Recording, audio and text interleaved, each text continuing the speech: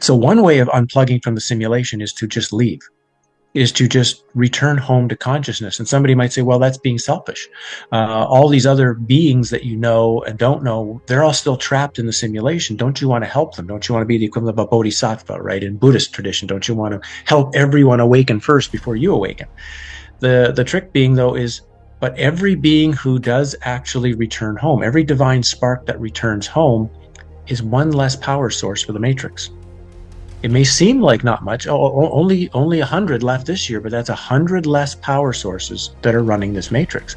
And I'm curious, right now we're in the Great Reset. This is not sort of some sort of accidental language. This is very, very clear what they're telling us. They're resetting this entire reality. They're going to re-push the start button on the simulation. And I think that's happening because they're not getting enough power. The power supply, they need a new, bigger power supply, and they're not getting enough for whatever reason. Maybe enough people over the last 100 years or something have left. And they're what we're seeing, if you think of the reset, and again, like energy terms, it's all energy. Part of, from their perspective, is they need to up the energy power they're getting from the system. And when you start to realize that's what it's about an energy change that the system is going to take from us within it, you understand what's really good. It has nothing to do with commerce, it has nothing to do with money, it has nothing to do even with the entire control structure. It's about energy. And so if we stop giving the energy to the system's in big trouble. That, I think, is the greatest power, is to, again, turn the energy to all of us and to our, what we call communities, our closest friends. Because one thing we've learned in the last 3 years, you've learned who your friends are. You've truly learned who your friends are. A lot of people have become very alone in the course of, your family doesn't talk to you anymore, your friends don't talk to you anymore. They think you're nuts and you're out now. But you will have gained a few new friends, hopefully, in the course, or if you haven't, you will soon, who think like you do, who feel the world the way you do. And so all of a sudden, you're building a true family now. You're building your true family that is at your deepest thought soul level, not just friends that exist because you played on the same sports team and you went to the same school, so you're supposed to be friends. And what this has done is shown that all of that is just covering. That's just like clothing. And you're now, we might have I myself have lost hundreds of friends over the last few years from the work I've been doing. But the ones I have left, we think the same. And so now it's like you want to share your energy with them. And so getting back, we stop sharing with the system. We share with our true friends and our true family. We're building a power for ourselves, not for it. And what it does is fine. It can do whatever it wants to do. We can choose what to do with our power and how we want to use it and how we want to create, at least you can say, the experiences we want to have. So once you begin to see it as some sort of artificial reality, some sort of, simulation, again, is just a word, but however you want to start looking at reality as not being the way we thought it is, again, we go back to the original program belief, what you were mentioning. How can we figure out how to fix it? How can we change it? How can we make it better? But can a video game character change their game?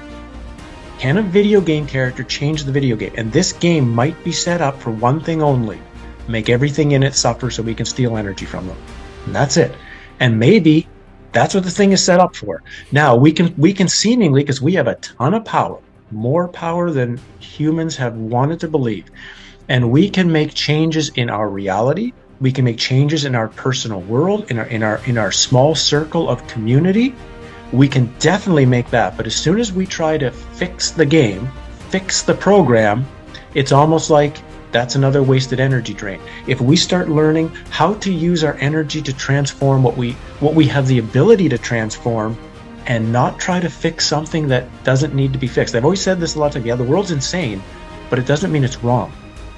It's insane, but it's been set up to be insane. And once we recognize that the original setup of this world was set up by an insane creator, now it's like, well, that makes complete sense. Everything makes sense now, right? So, and what you call true, what is absolute, is outside of the whole matrix completely. It's outside of this whole reality, and it's not interfering. It's not trying to fix this realm. It's waiting.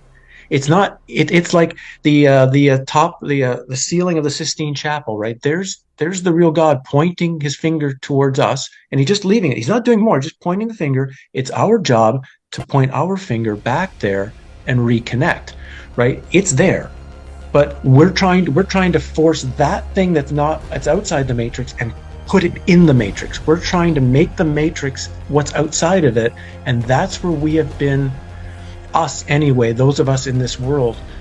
That's kind of, I think, the mistake we've made for a long time. When we look at these real ancient civilizations, the Maya, the Anasazi, the pre-Inca, the pre-Egyptians, the ones who built all of these ancient structures, they all disappeared, right? They literally disappeared. No one knows what happened to any of them.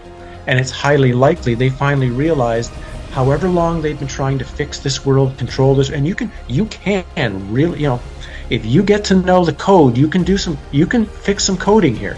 But it's a lot of work, it's a lot of hassle, and it's a tremendous amount of energy.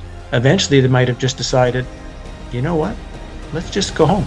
And they did it together. They managed to pool their energy together as a group, and the Maya maybe just gone.